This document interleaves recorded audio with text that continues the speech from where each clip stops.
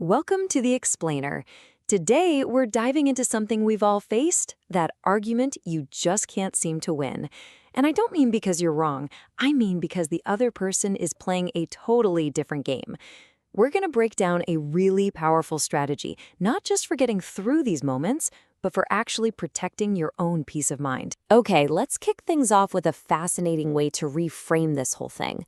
We usually think of honesty as, a moral thing, something you do to be a good person. But what if it's actually just a practical strategy, a tool you use to make your life simpler, less stressful, and way happier? This isn't about being a saint, it's about being smart. And the strategy is super simple. It really just comes down to two things that you have complete control over. First, just don't lie. And second, say what you mean as clearly as you possibly can. That's it. You do those two things, and you've done your part. But, and this is a big but, this simple system has one major weakness. And that weakness shows up when you run into a very specific kind of person. A system breaker, if you will. Someone who can make this entire strategy for happiness just completely fall apart. So who exactly are we talking about? We're talking about the stubborn arguer. And let's be really, really clear here. This is not someone who just misunderstood you or has a different opinion. No, this is someone who knows the facts and chooses to deny them. They're not looking for the truth, they're looking to win or to dodge blame, and they will literally bend reality to get there. You've seen these tactics before. They'll just flat out say, that's not what happened, even when it clearly did.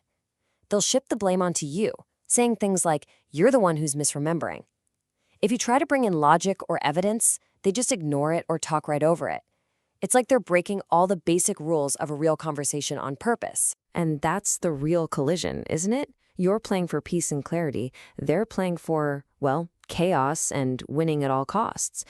This isn't just a frustrating talk anymore. It's them actively tearing down the very peace you were trying to build. Now, here's the beautiful thing about your strategy when it works. It creates this amazing positive feedback loop. When you're clear and honest, you just have fewer misunderstandings. That builds trust. Trust leads to better, deeper relationships, and all of that leads to more peace and less stress in your life. It's a fantastic cycle. But the stubborn arguer doesn't just disrupt the cycle, they shatter it. Their whole approach of denying reality doesn't solve problems, it creates them.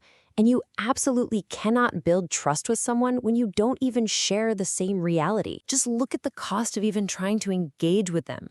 You're pouring in so much time and emotional energy. You're wrecking whatever trust might be left. And for what? A tiny 5% chance of actually solving anything? It's like pouring your energy into a black hole. It's a game you're set up to lose. So here's the turning point. If you can't win their game, you have to change the game. You can't control them, but you can control how much you engage with them. The new strategy becomes disengagement. It's really the only logical move, but how you disengage really matters. You could go for the abrupt cutoff, block them, never speak to them again. And that might feel good for a minute, but it often just invites more drama and conflict, the very thing you're trying to escape. The smarter play is gradual distancing. It's quieter, it protects your energy, and lets you fade out of the picture without a big dramatic explosion. And this is maybe the most important part of the whole idea. Distancing yourself isn't giving up, it's not failure. It's a strategic retreat. You are making a conscious choice to protect your own well-being. You're saving your energy for people and relationships that are actually built on good faith. So what does this actually look like in real life? Okay, at work, instead of arguing about what your boss said, you just say, great, moving forward, can you please confirm tasks over email? Boom, you've created a new system. With a friend who always forgets plans and blames you, you don't relitigate the past, you just see them less. With family, maybe the calls get a little shorter and you stick to safe, everyday topics. You're not fighting, you're building smart boundaries. And all of this brings us right back to where we started.